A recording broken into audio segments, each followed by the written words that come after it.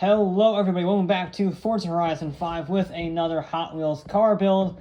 We're doing the CRX Mugen because this is a bit of a funny story. You unlocked this with the festival playlist. And there was a marker saying I had an unlock I had not obtained. And I couldn't find it because it was at one of the earlier, very first or second Horizon playlists you could find in the game. And I just couldn't remember what series I had this unlocked I didn't do. So I've spent a fair few minutes scanning through them to see which one I had unlocked, and after weeks of procrastination in finding the bloody notification, I have unlocked the CRX Mugen after unlocking it many months ago. So with that amusing story, I guess, out, we're going to build it to this, and I think it's going to be a death trap. Look at those tires. They're skinny. We'll probably have to swap the engine too. We'll see. I mean, it's going to be light. Very light, which is good. But did you see? You might not have been able to see the tire bus on the front. They're little tires, and that's not good. So we're not going to have much power. But we're not going to have much traction either. I'm very afraid of this vehicle. That's not a good sign either, that PI. Luckily we'll be able to change it. We're going to put the... we'll put the sport gearbox on. If you have any spare PI, we'll throw that in. Definitely want the race diff. Now, I'm going to try to keep this with the stock engine. I don't think it'll work. We'll see. Oh, it'll work. It'll work so well that I'm actually going to try and keep it naturally aspirated. Just to piss them off, supercharged. just to really annoy people. Now, does the supercharger lighten the weight? No, it makes it heavier. And it only gives you 32 horsepower. Well, you know what, bugger? I have committed. So we're going to have not much power, but I'm not actually upset about that, to be perfectly honest. I'm not upset about that in the slightest, because maybe I won't die. Okay, so that's going to be our build. 244 horsepower, 180 torque. Not much, but we have skinny tires, so hopefully we won't get too much torque steer. And we are incredibly light. This is the lightest vehicle we've ever had by some margin. The Mugen is going to have to beat its equally lightweight rival, the Toyota MR2. That did a 242.5. Very impressive showing from the little Toyota. Let's see if we have the same result from the Mugen. Lots of... Oh, I forgot the bloody AI again. I did that twice. I did it with the Toyota, and I did it with this. So again, ignore that AI. He's going to bugger off in the distance about a second faster than our target time. However, more impressingly, I don't hate how this drives. At least on the initial salvo of corners. Traction is nice out of the acceleration zone, so I'm not really getting any wheel spin there. A little bit of liftoff oversteer. We'll have to see how that does under power through that corner. That'll be a big test of torque steer. This will also be a big test of torque steer. The acceleration, though, actually pretty good. 110 through there. It doesn't turn. Okay. But the acceleration is actually pretty good. That is the advantage of being less than 1,600 pounds, is you may only have, 200 horsepower, 244, but you have to move a lot less weight with that, and that will help us. Alright. I'm expecting it to be pretty slow on the straightaway, but hopefully it can make up time everywhere else, especially this really twisty section. Brakes are, as you would expect, really nice. Okay, this is where we're going to have to make up the time. We're not going to have it on the straightaway. And be a little cautious on this first run. Probably could have left it in third. It's always a little tricky. This is a supercharged car, though, which means we should have more low-down torque, relative speaking. if we win a turbocharged or naturally aspirated one. Yeah, I'm impressed with the acceleration of this thing. I really thought it would struggle, because I know power-weight ratio is still pretty good, all things considered. It's a little over 10 to... Yeah, it's a little over about 7 to 1, I think, about this one off the top of my head. But, that's still nothing crazy. That was really close. I was on too much on the grass on that corner, but we made it work with the Mugen. We made it work. Now, how is it going to fare on this race? My bet is awful.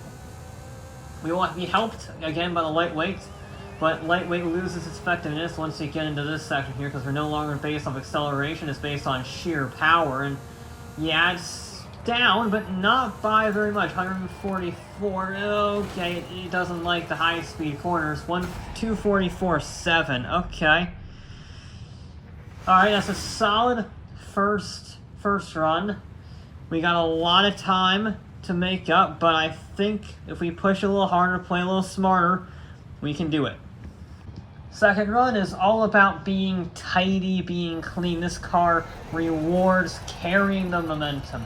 Technically, every vehicle is a momentum car, but this even more so. I realize I don't have launch control on. Why do I not have launch control on? Okay, gonna have to fix that for the third run. So, we should be able to get a slightly better launch on the next run. Normally it auto defaults to having launch control on. Weird that it's not on. Funnily enough, the one time that I want launch control on, when I usually turn it off for more shenanigans and more variety, is the time that I need it. Oops. Alright, now, don't lift. Just a little, oh, I got torque steer. And I went exploring. That's not what you want to do. I got too eager on the throttle. It's very good on the traction, all things considered, given the size of the front tires. But it's not that good. There we go, that's better through there. I didn't lift, and I didn't go full throttle through there, which meant if I just feathered the throttle, about 60% throttle, I was able to keep up the RPM, keep up the momentum, keep the car planted, not platted, planted, and I can make the corner at really high speeds. 160 there is exceptional. Now, a little bit crooked on the launch, just to help get the front end turn while landing the jump, because obviously the landing wants to upset the car, much less landing while turning. That's definitely going to upset the car. No, I couldn't quite carry the same speed there as I wanted. I need to do a just ever so slight dab of the brakes on that mini jump. It's just enough to make you miss your braking zone. Luckily this car is so light and the brakes are so good that I can miss my braking zone slightly and still make the corner just fine. It's just not as fine as others, but this is still on for a pretty solid lap, even without the launch control, even with not a perfect run through all these corners of this canyon section, and still turning in a little early. The grip caught me out there, still catching me out, I should say. We are on for a significantly better time. It looks like we're closer to the ridiculous target. Bone Shaker's just OP. I think I've already used the Bone Shaker, though. I think I used that on the Rallycross builds, if I remember correctly. So we're not going to use it here. I rarely ever use the same car twice. So a little bit scruffy on the braking zone, but we are faster at 244.1. Not a great run. Definitely more room for tidying and improvement. 242, it's in the same spot it was before in terms of position on the board, but it is faster. Final attempt. I wouldn't say it's do or die, but it's pretty close. We do have launch control on. I want to get a solid run this time around. There we go. That's a better launch, I think. Certainly less wheel spin, although we did get a little bit of a one-tire fire there, which is weird because it's a race diff, but I guess it can only do so much. Okay, that's good. Now we're just going to be carrying speed, but also need to be cautious. We can't carry too much speed. We can't be stupid running off the road. There we go. That was good through there. Late on the brakes, turn in early. Keep it in the power band. Nice. That's what I want to see there. A little bit cautious, but I didn't run wide. I carried some solid speed. Alright. I think that was a better section. We'll have to see on the final time. I couldn't quite carry as much speed as I wanted, so I got a little bit of wheel spin through the corner. Midway through, I was a little too greedy on the throttle, but I made it just about stick. That was a little close to the outside wall. More close than I would have liked, but we made it work just about. We couldn't carry, again, as much speed, but 102 versus 106, it's pretty close in the grand scheme of things. Almost locked the brakes there, but I got really late on those brakes, and that's what you want to see. You want to use the lightweight nature of this vehicle to its fullest extent. Chuck in at speed, keep it in third, because we have a lot of corner speed through there. Shifting in a second would not have been beneficial. A little wide there, but I did avoid the rocks. The rocks aren't too much of an issue, but on such a light vehicle, I don't want to take any chances. Okay, there we go. We carry mega speed over the jump, but we can get a nice exit here. I got a little bit of wheel spin. I was trying to be eager. I was trying to get eager on the throttle. A little bit of oversteer there, actually. Now, get it right through here, right through here. Holy cow, we're actually tied with the AI. The stupidly OP AI that's the second faster than everything else. We're leading! We're leading! How is that possible in this vehicle? How is that possible? And we're not gonna win, because horsepower and OP Bone Shaker. But this was a phenomenal run.